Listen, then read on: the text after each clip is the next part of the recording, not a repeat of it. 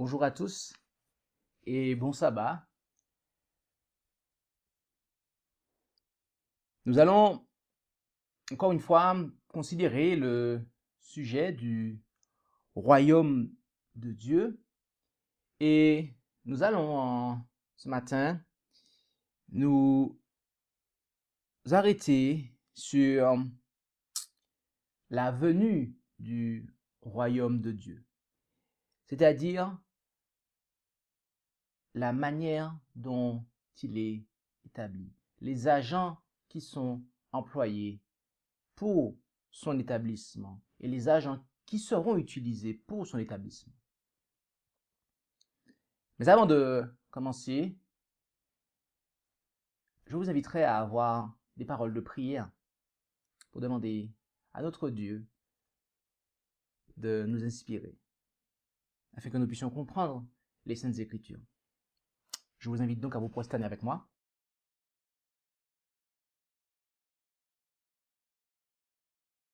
Notre Dieu, notre Père, nous voulons te remercier pour le souffle de vie que tu maintiens en nous et ta bonté, ton amour que tu manifestes envers nous, pauvres pécheurs que nous sommes.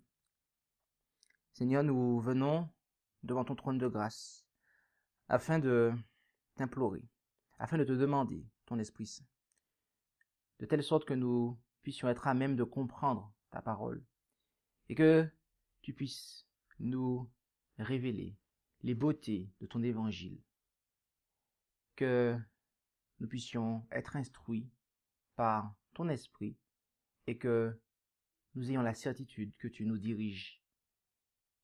Merci pour tout. Merci d'avoir compassion de nous. Merci de pardonner nos fautes et nos manquements. Et merci pour Jésus que tu nous as donné afin que nous puissions nous rapprocher de toi. Ce sont là les grâces et les requêtes que nous avons fait monter vers toi. Et c'est en Jésus que nous t'avons prié. Amen.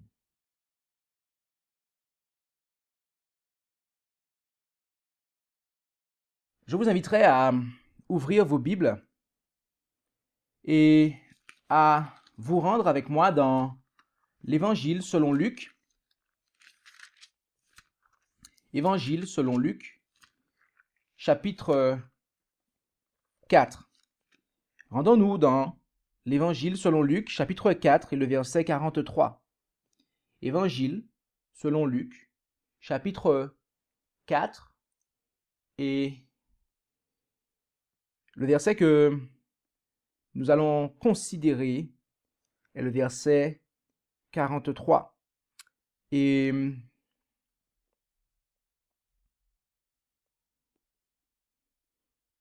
nous allons même lire à partir du verset 42. Et dès que le jour parut, il sortit et alla dans un lieu désert. Et une multitude qui le cherchait vint jusqu'à lui. Et il voulait le retenir afin qu'il ne les quittât pas. Mais il leur dit, il faut que j'annonce aussi le royaume de Dieu aux autres villes, car c'est pour cela que j'ai été envoyé. Et il prêchait dans les synagogues de la Galilée.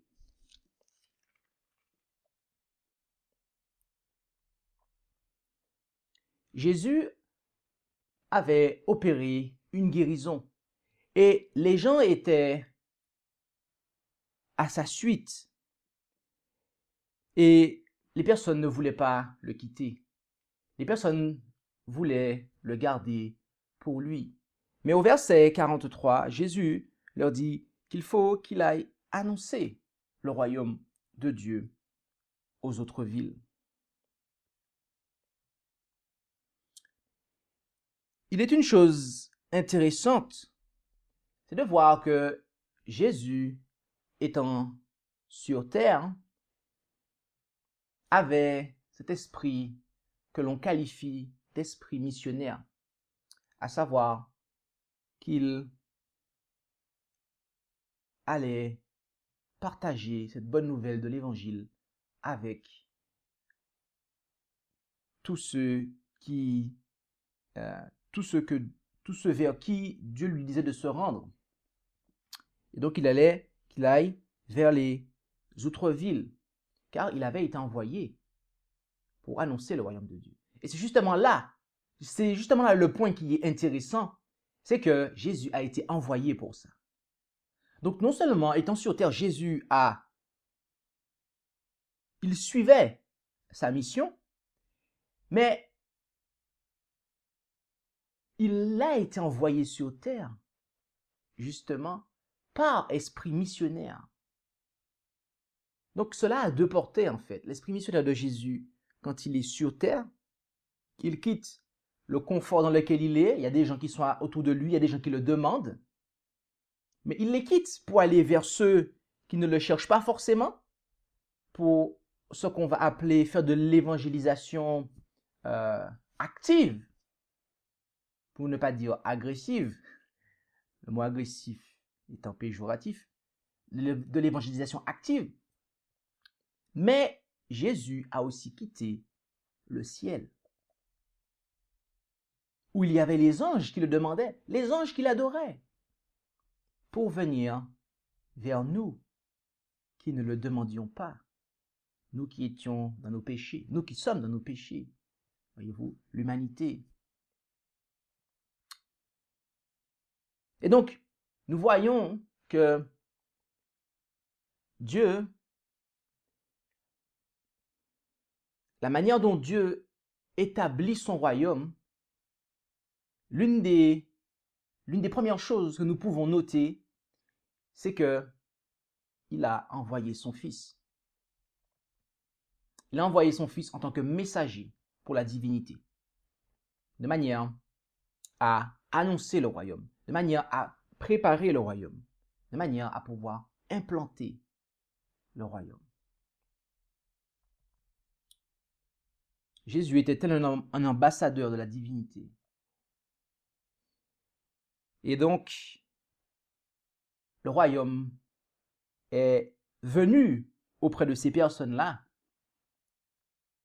par le ministère du Christ. Et notre Maître, en faisant cela, nous a laissé un exemple.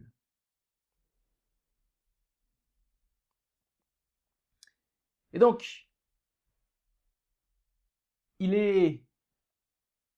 c'est vraiment étrange de voir que lorsque l'on professe être des disciples du Christ, de voir que des personnes aiment à s'entasser dans des lieux de culte qu'ils aiment appeler à tort église, parce que l'église ce n'est pas un bâtiment, et ils sont 100, 200, et puis même ça monte à 300, 400, 500, 600, 700, 800, 1000, et ils sont entassés là.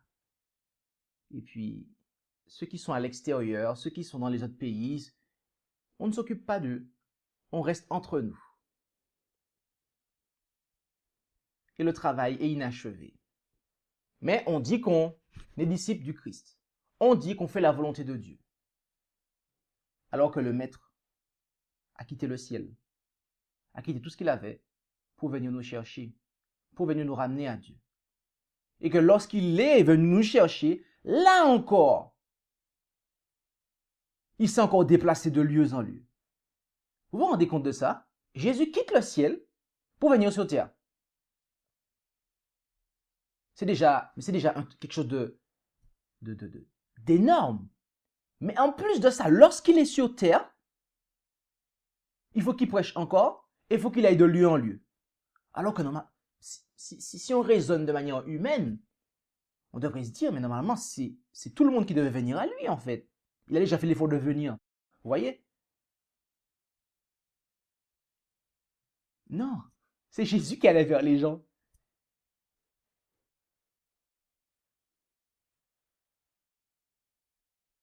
Tel est l'exemple qu'il nous a donné. Et telle est la manière que le royaume sera implanté, établi.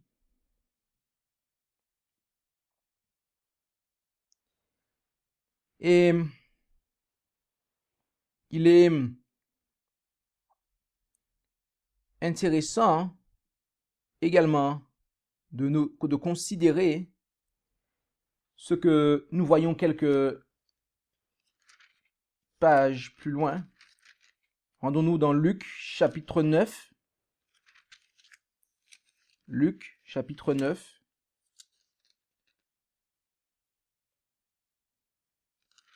Et considérons le verset 60.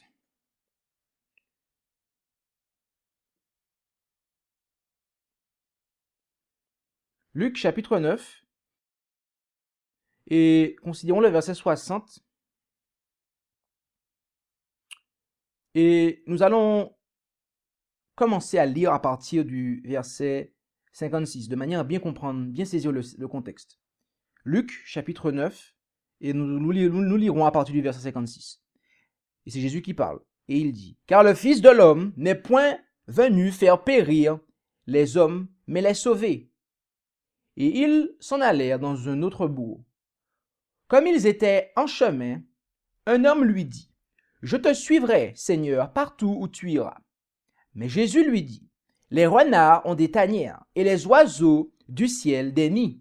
Mais le Fils de l'homme n'a pas où reposer sa tête. » Il dit à un autre, « Suis-moi. » Et celui-ci répondit, « Seigneur, permets que j'aille auparavant ensevelir mon Père. » Jésus lui dit, « Laisse les morts ensevelir leurs morts, mais toi, va annoncer le royaume de Dieu. » Un autre lui dit aussi, « Je te suivrai, Seigneur, mais permets-moi de prendre auparavant congé de ceux qui sont dans ma maison. » Mais Jésus lui répondit, « Celui qui met la main à la charrue et regarde derrière lui n'est point propre au royaume de Dieu. »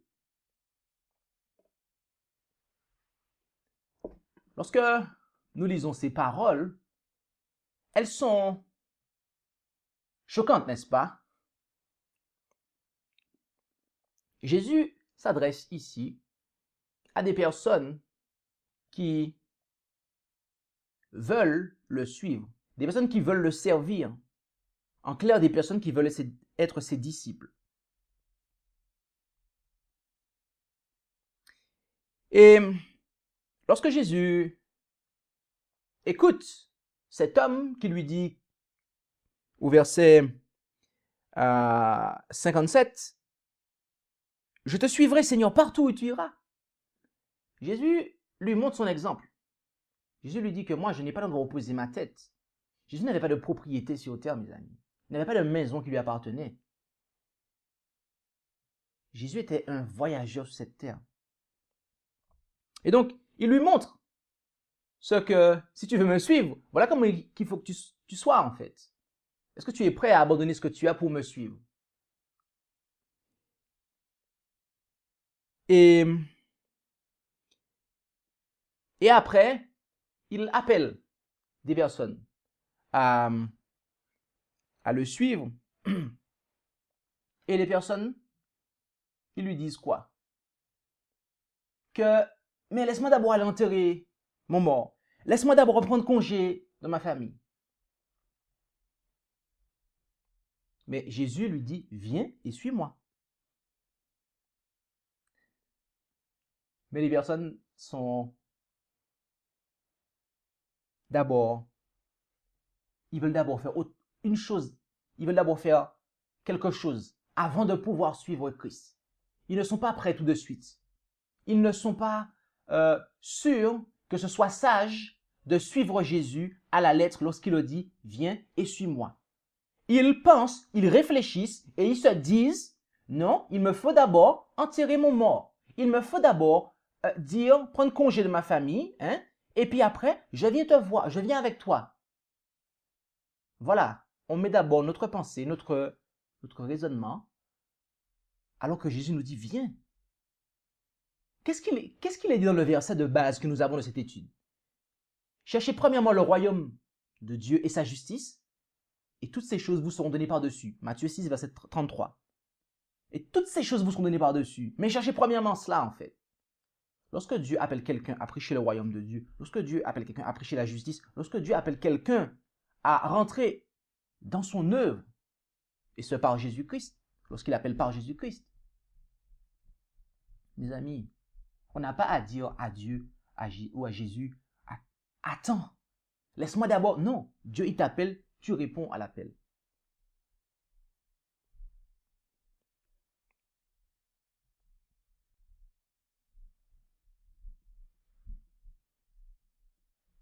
Et donc, les circonstances ne devraient pas, aussi importantes qu'elles soient, nous éloigner de l'œuvre qui consiste à aller présenter la vérité. Et ce, même si il y a quelqu'un, nous fait comprendre Jésus, qui gît mort ou qui est malade. Si Jésus appelle quelqu'un à le suivre, même si il y a des choses qui, humainement parlant,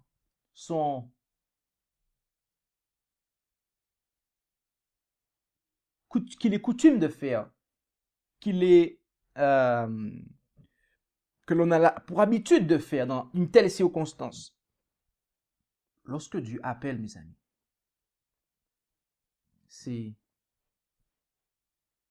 on le suit tout de suite. Les disciples, regardez comment les disciples ont été appelés, les apôtres. Jésus les a dit de venir, ils ont quitté et ils sont venus, ils sont allés, ils l'ont suivi. Ils n'ont pas dit, laisse-moi d'abord aller, non, ils ont suivi.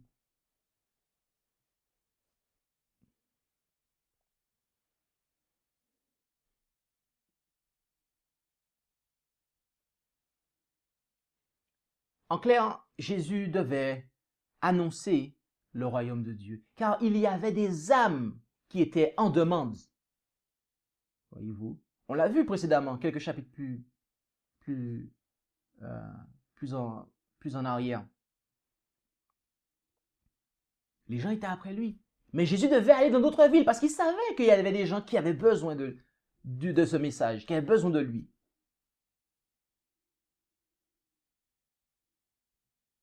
Donc quand Dieu, il est omniscient. Dieu sait à quel moment il y a un besoin.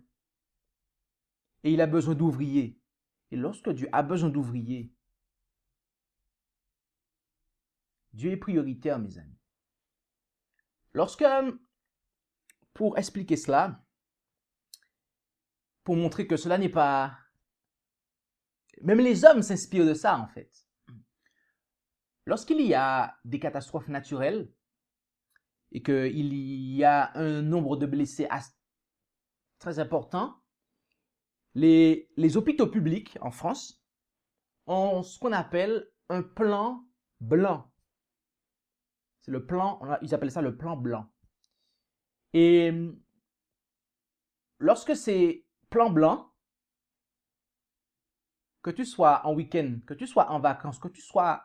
Si tu es en France, si tu vis en France et que tu travailles dans un hôpital public et que tu es par exemple en Chine, où que tu sois, on t'appelle et tu dois revenir. Même si tu es en vacances, même si ça fait 3 jours que tu es en vacances et qu'il te reste 2 semaines à prendre, 3 semaines à prendre, c'est plan blanc, on t'appelle, tu dois venir. Sinon, tu as des problèmes avec la fonction publique. Et si je ne dis pas de bêtises, je crois même que tu peux perdre ton poste ou en tout cas, il y aura des sanctions qui vont être prises contre toi. Oui. Dans le royaume de Dieu, ce n'est pas si différent.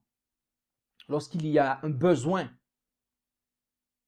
lorsqu'il faut partir en mission, et lorsque Dieu voit que c'est le plan blanc dans son œuvre, Dieu appelle ses ouvriers. Et ils doivent laisser ce qu'ils font et venir. Parce que c'est le plan blanc de Dieu, mes amis. Tous ceux qui professent être des chrétiens devraient comprendre cela. Car c'est ainsi que Dieu fait avancer l'établissement de son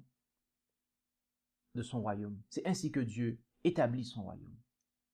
Il l'a fait avec Jésus, il le fait avec ses disciples, ceux qui le suivent. Comprenez ça?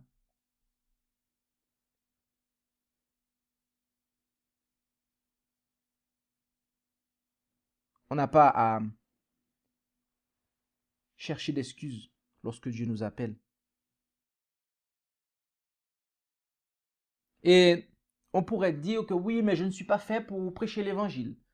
Je ne suis pas fait pour donner des études bibliques. Je ne suis pas fait pour, etc., etc. Mais Dieu, il t'appelle. Et Dieu a un plan pour chacun d'entre nous. Et le premier appel que Dieu nous lance, c'est déjà l'appel à la repentance. L'appel à le suivre dans la vie de tous les jours. Et même dans cela, il y en a qui ont des difficultés. Dieu leur parle et leur dit, il faut que tu fasses cela ainsi. Et cela, il nous parle avec sa parole, ok? Et l'Esprit travaille aussi de concert avec la parole écrite pour que nous puissions entendre la voix de Dieu. Et même là, lorsque Dieu parle, il y en a qui ne comprennent pas. Ou qui comprennent, mais qui ne veulent pas répondre à l'appel parce qu'ils disent « Non, je ferai ça plus tard ». Il y a de ceux qui entendent les vérités que les hommes ont cachées, les vérités par rapport à la validité de chacun des 10 commandements, notamment le 4e. Les vérités par rapport à la nature du Christ, les vérités qui ont trait à la divinité. Et des personnes, voilà, cela, Dieu les interpelle et les appelle à se positionner par rapport à cela. Mais les personnes disent que non, j'aurais des problèmes avec mon travail par rapport au sabbat, j'aurais des problèmes avec mon église par rapport à la vérité sur Dieu. J'aime bien, je t'aime bien, tu sais, tu prêches bien, tu machins bien, mais voilà, tu comprends, et puis voilà.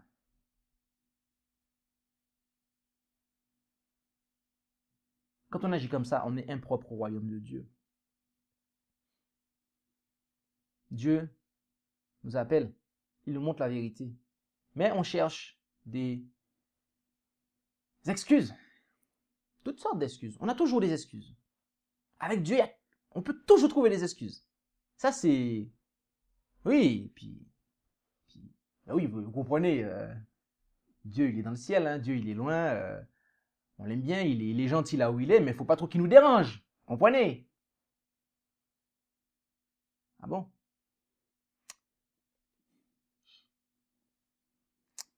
Il y en a qui pensent ainsi, qui agissent ainsi. Mais de telles personnes ne font pas avancer le royaume de Dieu. De telles personnes, en pratique, ne sont pas disciples du Christ. Ils ne sont pas comptés par Dieu comme faisant partie de son armée, comme étant du nombre de ses soldats.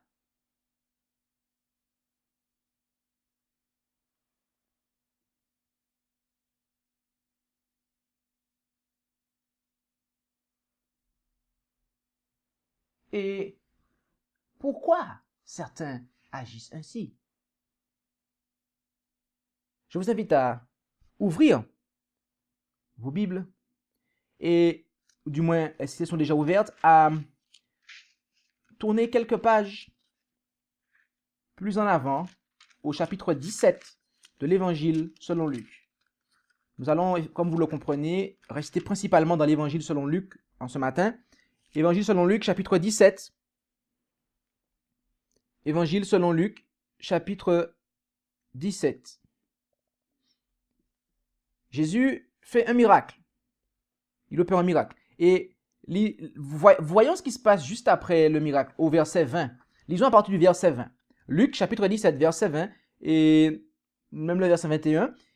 Les pharisiens lui ayant demandé quand le règne de Dieu viendrait, il leur répondit, « Le règne de Dieu ne viendra point avec éclat, et on ne dira point, le voici ici ou le voici là, car voici, le règne de Dieu est au milieu de vous. »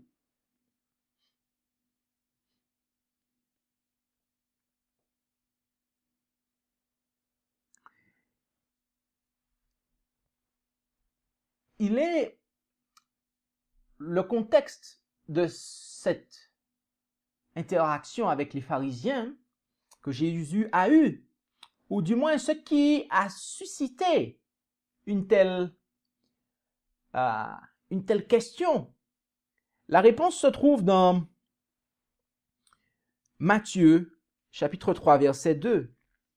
Matthieu, chapitre 3, au verset 2. Et Matthieu 3, le verset 2. Et lisons même à partir du verset 1. En ce temps-là, Jean-Baptiste vint, prêchant dans le désert de Judée, et disant, « Repentez-vous, car le royaume des cieux est proche. » Car c'est celui dont Ésaïe le prophète a parlé en disant, « Voici celui qui crie dans le désert, préparez le chemin du Seigneur, redressez ses sentiers. » Quelques années avant que Christ commence son ministère, Jean-Baptiste avait commencé à donner le même message que Jésus, à savoir que le royaume des cieux, de Dieu, il est proche. Et Jésus prêchait ce même message-là également. Mais quelques années après que Jean-Baptiste ait commencé, Jean-Baptiste lui-même, il a été décapité ensuite, et Jésus a continué son ministère. Les gens ne voyaient toujours pas le royaume que Jean-Baptiste avait prêché, sous lequel Jean-Baptiste avait prêché, le royaume que Jean-Baptiste annonçait, et que, après sa mort, Christ continue à prêcher cela, on ne le voit toujours pas. Donc, c'est pour cela que les pharisiens posent la question, mais quand est-ce qu'il sera établi? Autrement dit, les pharisiens étaient en train de lui dire, mais tacitement, vous comprenez? Tacitement. Tu prêches là, mais ton royaume là, ça fait 3 ans que l'autre il en parle, l'autre il est mort, et puis toi tu le prêches, on le voit pas, hein?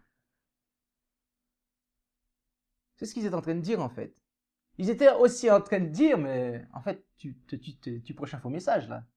Parce qu'il est où le royaume là? Il est où? Regarde, on est encore sous le joug des Romains là. Il est où le royaume?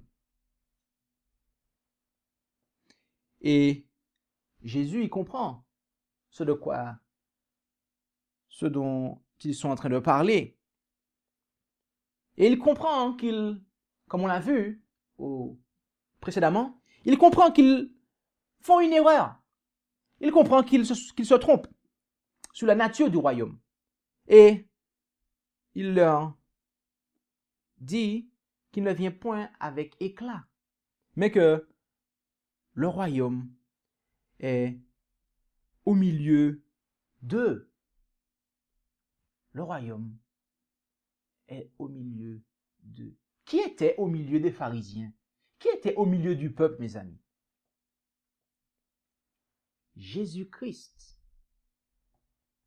Jésus-Christ était au milieu du peuple. Donc quand Jésus dit cela, il est en train de dire que le royaume commence par moi. Je suis au milieu de vous là. Le royaume est déjà là.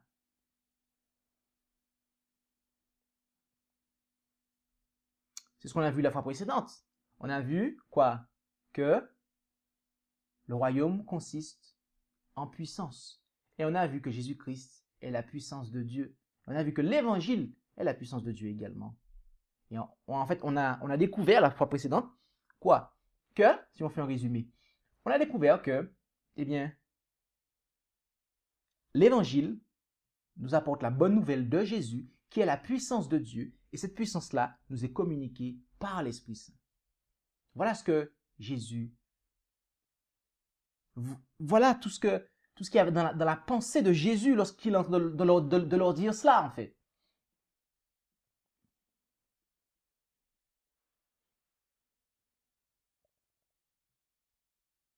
Donc, l'établissement du royaume de Dieu, Christ ne voulait pas leur faire comprendre uniquement, mais écoutez, je suis le Messie. Il prononce des paroles comme cela, telles que celle-ci, et puis, mais les gens ne savent pas comment cela est établi.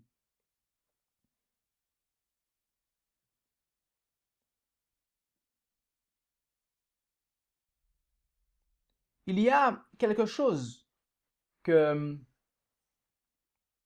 Christ voulait faire comprendre aux gens, ou du moins, le peuple aurait dû se rappeler de quelque chose que Dieu avait enseigné précédemment à l'un de ses serviteurs. Ouvrons nos Bibles dans 1 Roi, chapitre 19. 1 Roi, chapitre 19.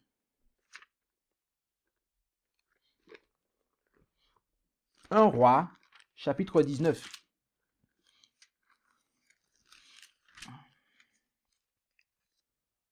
Et lisons au verset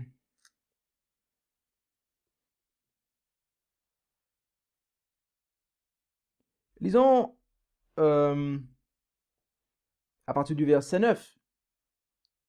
Et là, il nous est parlé d'Élie. On ne va pas tout lire. Si vous ne connaissez pas ce passage, je vous inviterai à le lire. Mais on va lire à partir du verset 9 où Élie, en fait, donc Élie, entra dans la cave et il y passa la nuit. Et voici, la parole de l'Éternel lui fut adressée en ces mots. « Que fais-tu ici, Élie » Et il répondit, « J'ai été extrêmement ému de jalousie pour l'Éternel, le Dieu des armées, car les enfants d'Israël ont abandonné ton alliance. Ils ont démoli tes autels et ils ont tué tes prophètes par l'épée. Et je suis demeuré, moi seul, et ils ont cherché ma vie pour me l'ôter. » Et il lui dit, donc Dieu lui dit, « Sors et tiens-toi sur la montagne devant l'Éternel. » Et voici, l'Éternel passait, et un vent grand et violent déchirait les montagnes et brisait les rochers devant l'Éternel. Mais l'Éternel n'était point dans ce vent. Après le vent, il y eut un tremblement de terre. L'Éternel n'était point dans ce tremblement. Et après le tremblement, un feu. L'Éternel n'était point dans ce feu. Et après le feu, un son doux et subtil. Et sitôt qu'Élie l'eut entendu, il arriva qu'il s'enveloppa le visage de son manteau et sortit et se tint à l'entrée de la caverne. Et voici, une voix lui fut adressée en ces termes. « Que fais-tu ici, Élie »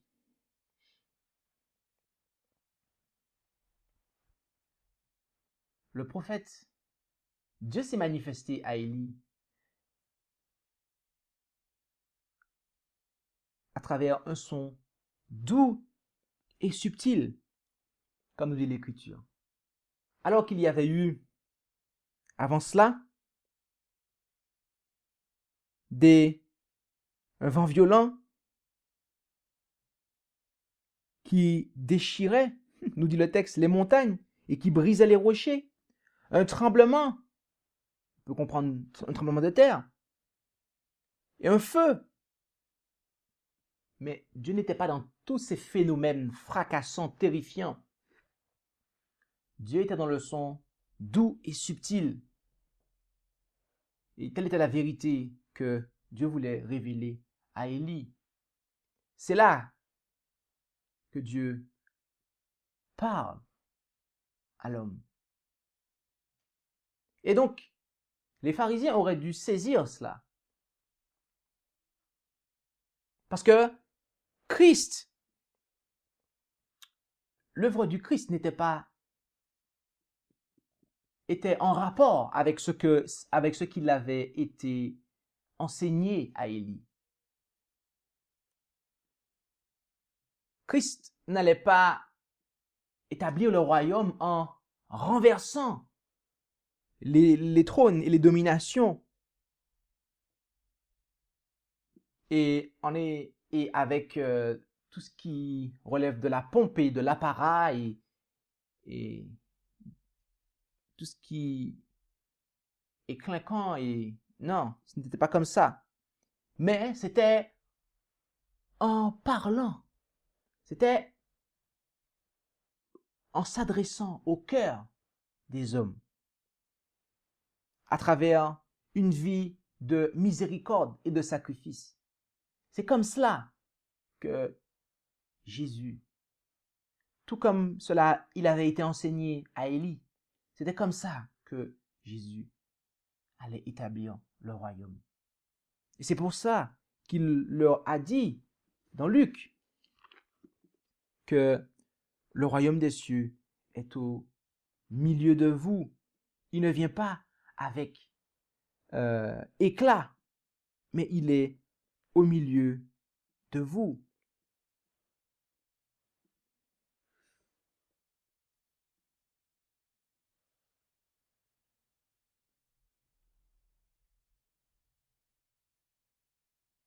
Est-ce que nous entendons Dieu parler à nos cœurs, mes amis? Est-ce que nous laissons Dieu parler à notre cœur? Est-ce que nous sommes prêts à mettre de côté tous nos idées préconçues du retour de Jésus, du royaume de Dieu, de tout ce qui concerne les choses spirituelles? Mais souvent aussi, on est attaché à tout ce qui est clinquant, tout ce qui est matériel. Et cela nous empêche de voir les réalités spirituelles que Dieu veut nous communiquer. Alors que Dieu, il veut que nous lisions sa parole. Et par son esprit et par la parole, il va nous conduire et nous parler, comme il parla à Élie, tout comme Jésus voulait parler au cœur des hommes, pour l'établissement du royaume.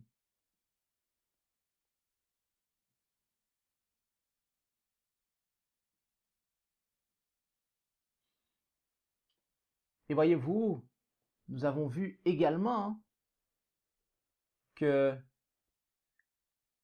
Christ fait appel à l'agent humain pour annoncer le royaume. Mais l'agent humain, en premier lieu, doit être rempli de l'esprit du Christ. Et une fois qu'il est rempli de l'esprit du Christ, il peut annoncer le royaume avec puissance. Voyez-vous? Et c'est c'est ce à quoi Dieu nous appelle.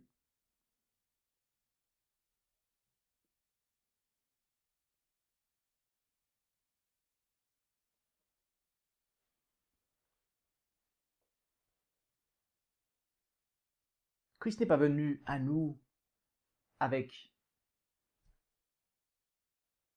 de la richesse, avec des vêtements somptueux.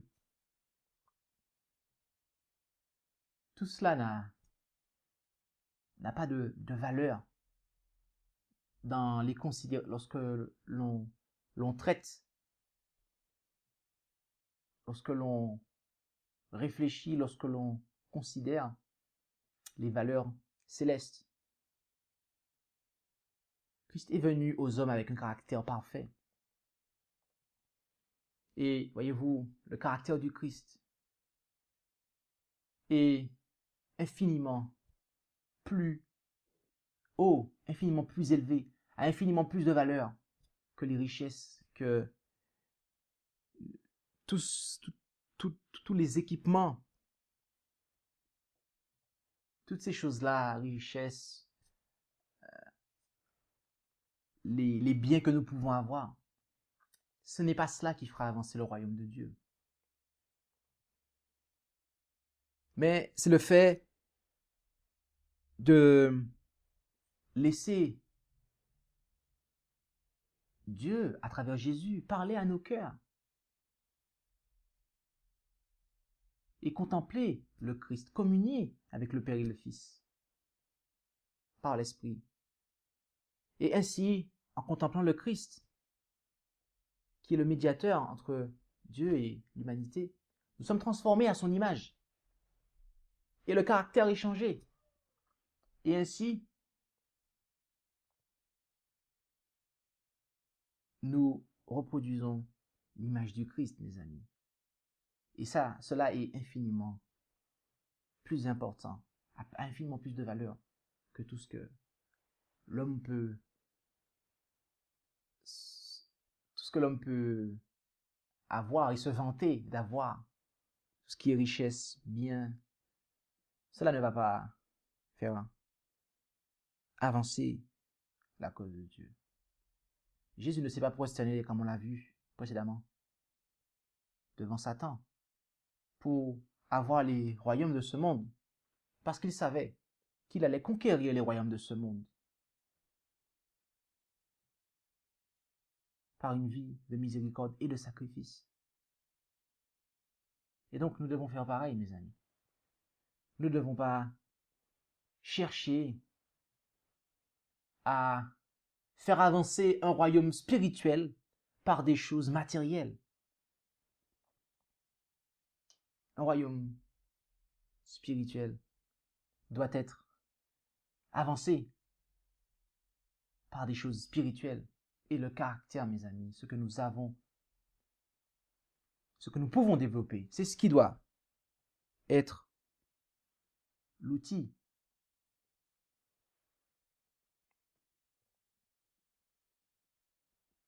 Car Dieu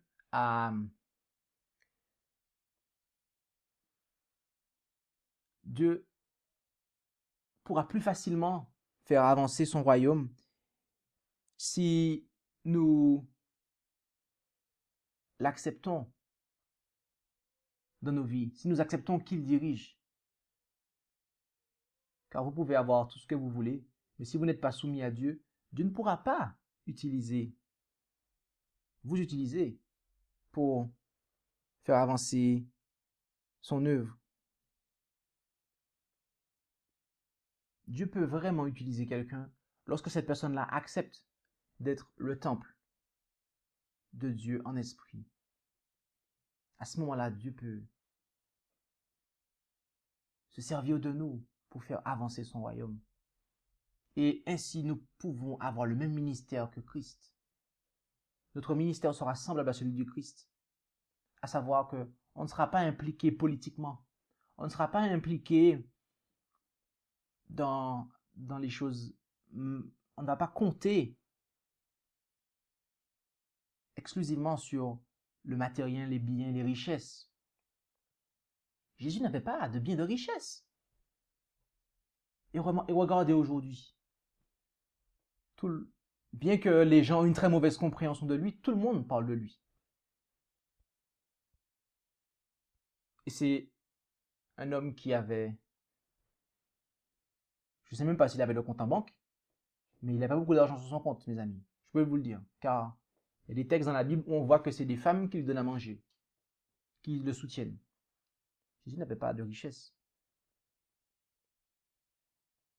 Mais aujourd'hui, on fait croire aux gens que, voilà, il faut avoir telle et telle chose de manière à pouvoir faire avancer l'œuvre de Dieu. Et puis, il faut investir de grosses sommes d'argent, etc. Il faut faire des choses bien imposantes, bien ceci, bien cela. Mais en fait, Dieu n'est pas dans tout cela. C'est bien d'avoir un bel agencement. C'est bien d'avoir la technologie qui nous aide.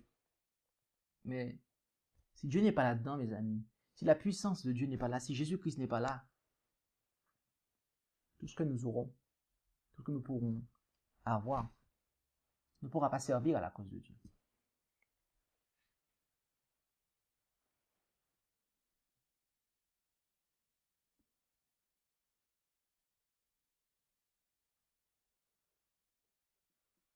Et Dieu a donné son Fils pour nous, mes amis.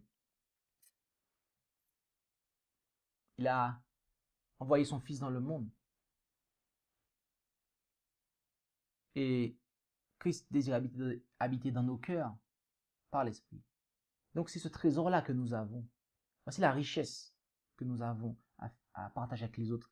C'est le Christ. Ainsi, nous comprenons que, mes amis, le royaume de Dieu peut être ressenti, mais il ne peut pas être vu. Et il y a une parabole que Christ a donnée. C'est la parabole du levain que l'on met dans la pâte. Et en fait, le levain, lorsque vous considérez cette parabole, le levain est employé comme un symbole de l'Esprit de Dieu.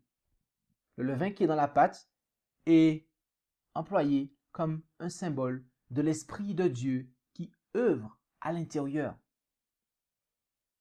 Et vous ne voyez pas le travail que le levain fait dans la pâte lorsque vous faites du pain.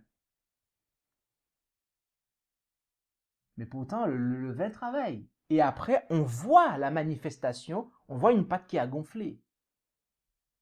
L'Esprit de Dieu, c'est pareil, mes amis. L'Esprit de Dieu, canal par lequel Christ communique sa puissance, et ce, lorsqu'on annonce l'Évangile, eh bien, on ne le voit pas à l'œuvre, mais il travaille dans les cœurs. Et après, on voit la manifestation dans la vie des gens.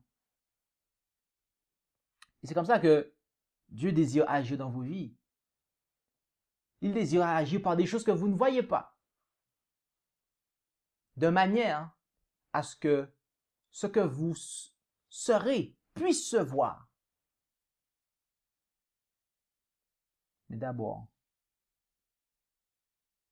il faut nous approcher de ce Dieu invisible. Et comment nous approcher de ce Dieu invisible? Par la foi. La foi nous donne la démonstration de ce que nous ne voyons pas. Il a une ferme assurance des choses que l'on espère.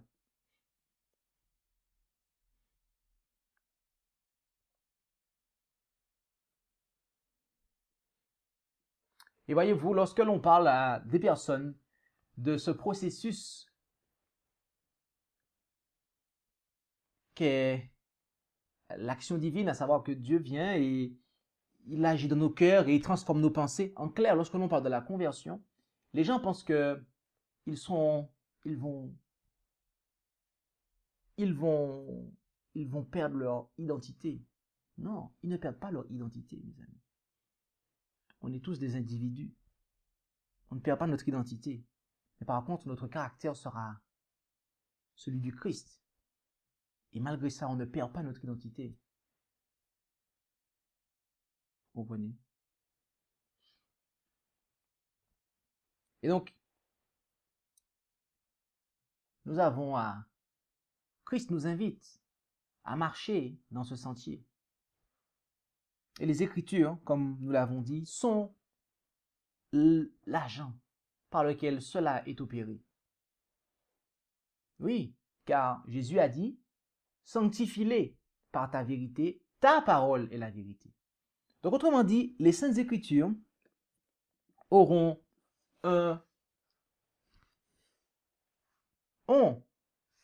une part importante à occuper dans notre conversion, mes amis.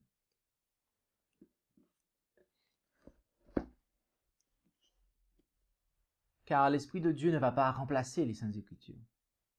L'Esprit de Dieu va travailler avec les Saintes Écritures, de manière à ce que nous puissions recevoir le royaume de Dieu.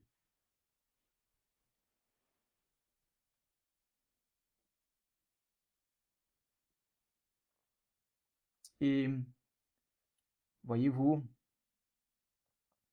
l'amour de Christ est ce qui doit nous motiver. Cela doit être notre, comme on dit, notre leitmotiv. Et lorsque l'amour du Christ est notre leitmotiv, mes amis, les choses se font. Il faudrait que nous nous posions la question, est-ce que j'aime le Christ? Si le chemin que Dieu nous propose, avec tout ce que nous voyons ce matin, pour faire avancer le royaume, si cela ne nous intéresse pas, cela signifie que nous n'avons pas, je dirais encore, l'amour du Christ dans nos cœurs. L'amour du Christ n'est pas encore notre leitmotiv, n'est pas encore ce qui nous anime, nous motive. Mais lorsque tel sera le cas, à ce moment-là, cela sera une joie pour nous que d'opérer des sacrifices, que de faire des sacrifices pour la cause de Dieu. Oui. Ainsi, nous serons des agents, des ambassadeurs du royaume de Dieu, pour l'établir, pour le faire avancer. Voici le genre de politiciens que Dieu veut que nous soyons. Voici le genre de militants que Dieu veut que nous soyons. Des militants du royaume de Dieu. Dieu appelle ses disciples à rentrer en campagne politique. Dieu appelle ses disciples à rentrer en campagne électorale, mes amis. De manière à inviter les gens à ce que dans leur esprit, lorsqu'ils font une élection, de leur présenter le candidat Jésus-Christ. De manière à ce que les gens puissent voter pour Jésus-Christ, dire oui, je veux de cette personne, je veux de cet homme dans ma vie. Est-ce que nous voulons être ce genre de militants politiques, mes amis? Plutôt que de vouloir voir une partie de la France indépendante ou je ne sais pas, toute autre chose, tout ce qui se passe en Palestine en ce moment, toutes les guerres qu'il y a, les gens sont divisés comme pas possible. Alors que le royaume de Dieu est là et il n'avance pas. Pourquoi? Parce que ceux qui se disent être disciples du Christ, au lieu d'être militants dans la campagne électorale du Christ, ils sont militants dans les campagnes électorales de ce monde, dans les royaumes de ce monde. Et le royaume de Dieu n'avance pas.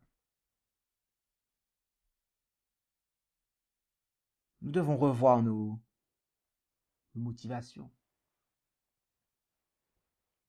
Car nous avons vu que le royaume de Dieu vient vers l'homme. Il est établi en l'homme. Cela a commencé avec le ministère de Jean-Baptiste. Christ a continué à prêcher cela. Et il a invité d'autres personnes, à ses disciples, ses apôtres, à prêcher ce message. Mais lorsque Christ est monté au ciel, il a promis d'envoyer le consolateur. Et il a dit qu'il ne laissera pas, qu'il ne nous laissera pas orphelins. À savoir qu'il sera avec nous, il sera en nous, mes amis. De manière à ce que nous puissions mener à bien ce travail qu'est d'annoncer le royaume de Dieu.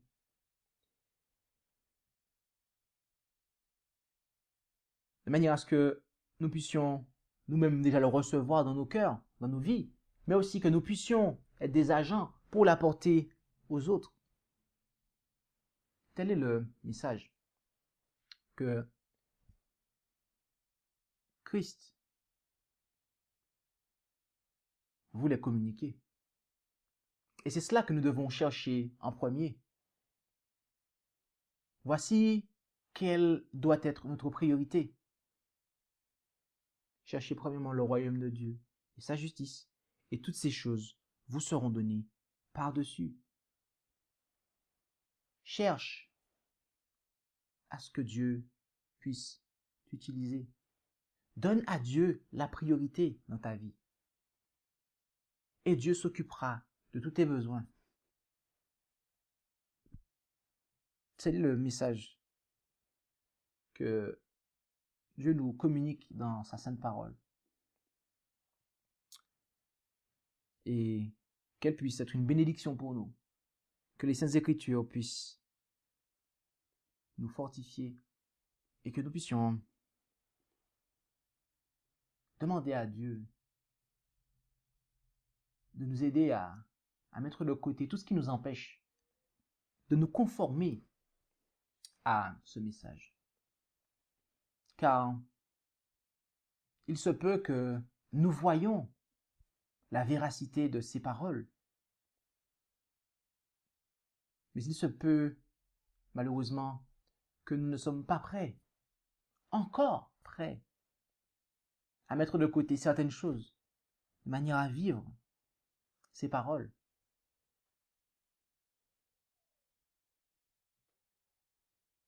Prions pour que le Seigneur puisse nous aider à vivre cela.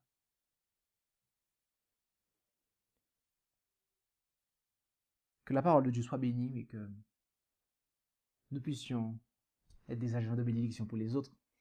Amen. Je vous inviterai à prier pour terminer.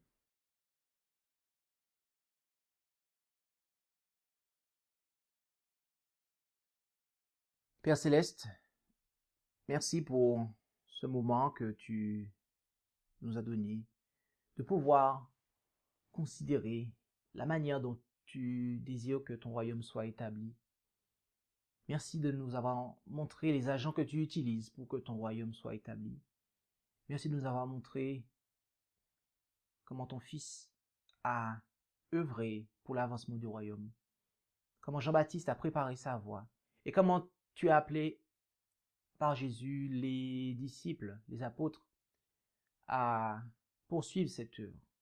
Mais aussi tu nous montres que cela doit être établi en nous par l'Esprit et que nous devons agir de même, à savoir être des instruments, tes instruments, de manière à ce que par ton esprit, tu puisses établir ton royaume dans les cœurs des hommes. Seigneur, que nous puissions rentrer dans cette campagne, que nous puissions rentrer dans ce parti, qui est ton parti, Seigneur, et laisser les choses de cette terre et nous occuper de ton royaume, et que ta volonté soit faite dans nos vies, afin que nous puissions être des agents pour qu'elle soit faite dans la vie de ceux de nos semblables. Merci, tendre Père Céleste, pour ton amour. Merci pour tes bienfaits. Que ce message puisse être une bénédiction pour tout un chacun. Ce sont là les grâces que nous te demandons, au nom et par les mérites de Jésus-Christ. Amen.